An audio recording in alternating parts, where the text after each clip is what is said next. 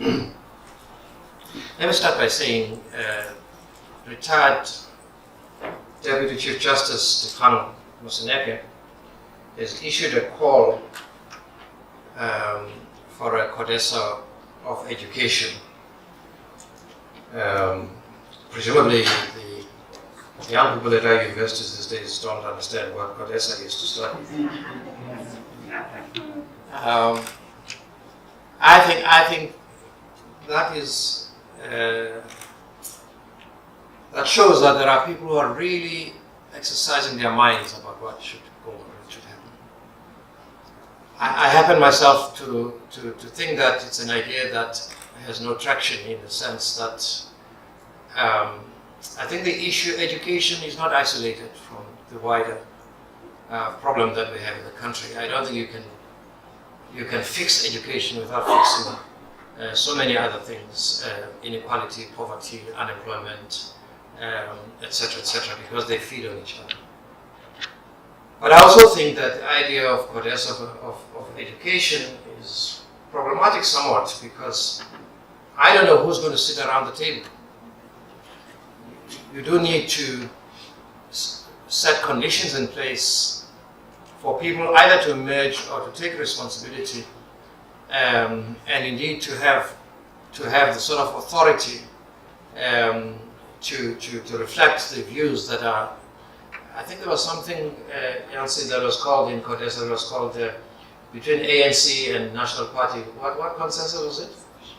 Significant consensus. Words to that effect. What? Sufficient consensus. And it seems to me that unless you've got some tools for resolving issues, at the moment we don't.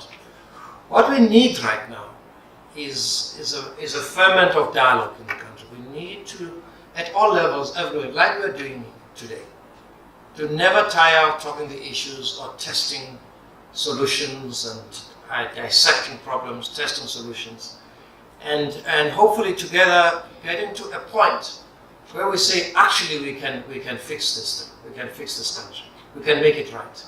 It is possible, because it is the country that we love. So I really do think that we're some way from there, but I think we're a long ways. All sorts of things are happening in the country at the moment that haven't been there before. I think South Africans are beginning to wake up.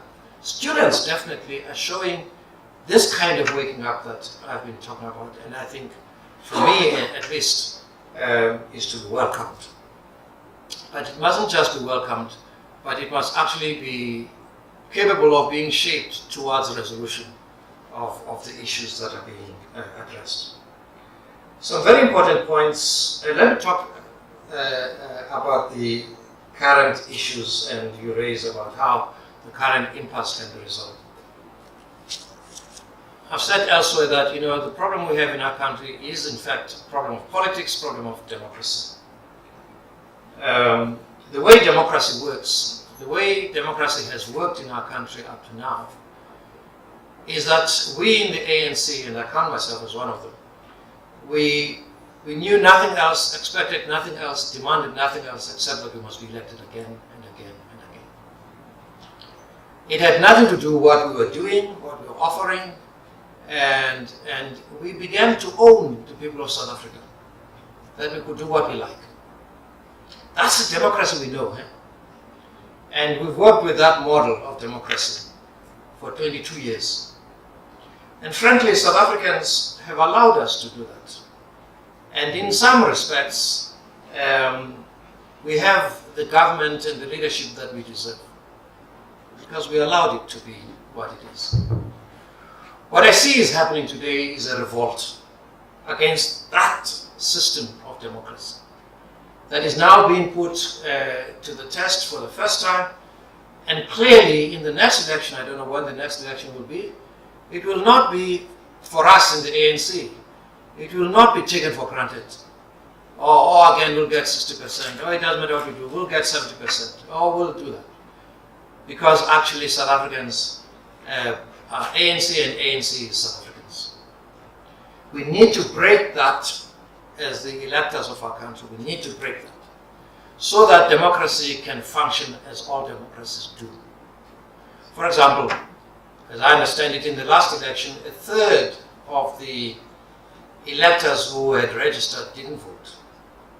Didn't vote. Which really means that if third didn't vote, the third of those who did not vote might have created a very different scenario in the politics of our country. It reminds me, I saw a shocking statistics the other day about the Trump victory in the United States. That something like 42.8 Americans didn't vote, who should have voted. And Trump won by 25.8%, and Clinton lost by 25.3%. And it tells you actually, one of the learnings that we have as South Africans is that we must take our democracy seriously.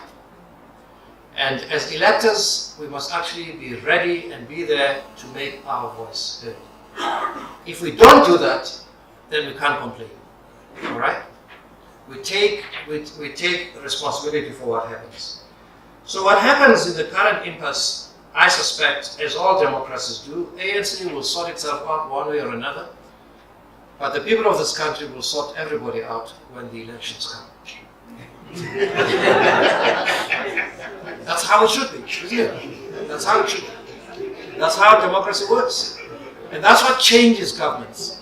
When I think Adam Habib said, when governments go to elections with a probability of winning or losing, then you have democracy. If you go to the elections with the confidence of winning, it's just a matter of by how much. Then you have a problem. I think our democracy is maturing. President Zuma is quite right, and South Africans must express themselves. The last thing I thought, some very important points were made. And these are ethical and moral points that we really need to debate among ourselves. There's no doubt at all we live in a hugely unequal society, embarrassingly unequal society. We live in an environment where the few have made it and the large numbers continue to be poor and to suffer in our country today. That should do something to the conscience of every South African. When you see South Africans who are hungry and go to bed hungry at night, who have no bed to sleep on and sleep in the streets in this day and age, honestly, that shouldn't happen. But the second thing about it is that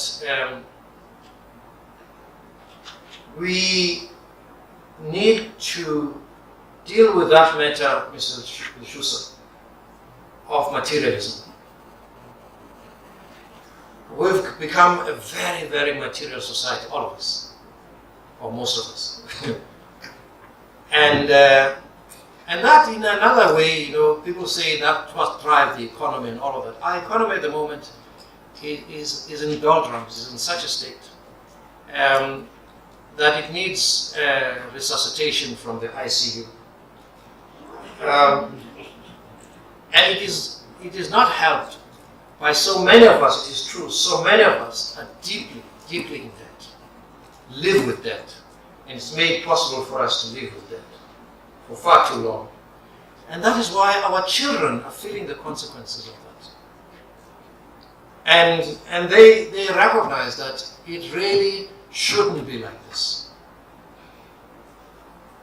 And therefore it seems to me that there's a whole lifestyle stuff that we need to address as a society, as communities.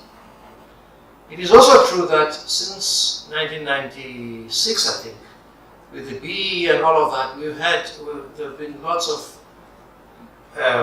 millionaires who have been produced by our new democracy.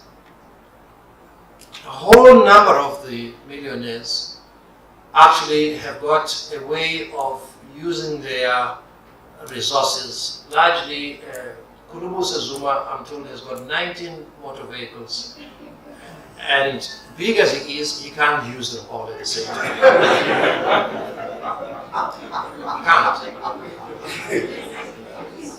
Can't. And all of them are in the price range above R1 million.